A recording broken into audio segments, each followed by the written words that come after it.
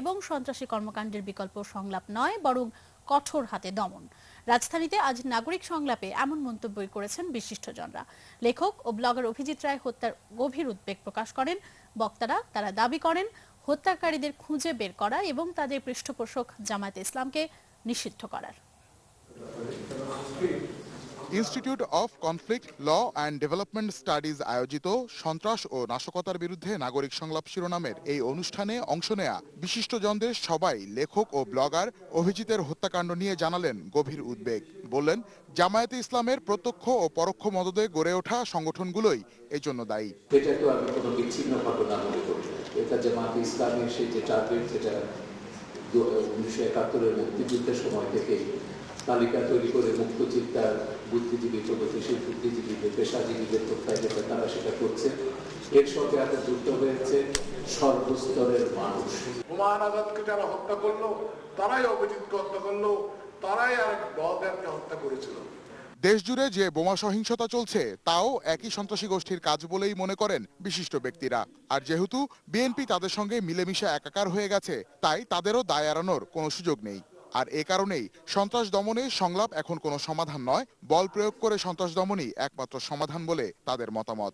এদের শক্তি যেটা আমরা ভয় পাই, এরা বিরাট শক্তি সংগঠিত, এরা এটা আমাদের জন্য একটা খামখা ভূতের ভয়ের মতো।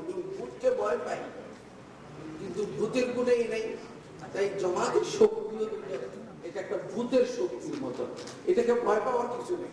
আমরা জনগণকে সম্পৃক্ত করে এই আন্দোলন মোকাবিলা করব। এটা মেইন কথা লাস্ট যেটা, যে ভয় কিন্তু বেসলেস। জামাতকে নিষিদ্ধ করতে হবে এবং এটা নিয়ে আর চাল বাংলা চলা উচিত নয়।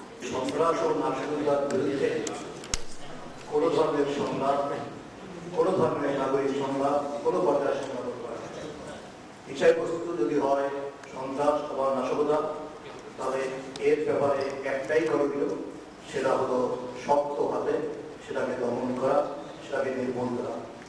তবে তাদের আশা, সামনেই অনুষ্ঠিত হতে যাওয়া ঢাকা ও চট্টগ্রাম সিটি কর্পোরেশন নির্বাচনে অংশ নিয়ে বিএনপি সন্ত্রাসবাদের পথ ছেড়ে ফিরে আসবে রাজনীতির ধারায়। ঢাকাবাসীকে, ঢাকা শহরকে যদি আমরা সন্ত্রাস মুক্ত করতে চাই, এই নির্বাচন একটি ভালো মাধ্যম নির্বাচন করতে চাই এবং মন থেকে আমরা প্রত্যেকে চাই যে কোনোভাবে এই সন্ত্রাসকে বন্ধ করতে হবে এবং দীর্ঘ মেয়াদে এটাকে নির্মূল করতে হবে। সেই জন্য সর্বমেয়াদী। Mofidul Tapu, ATN news, Dhaka.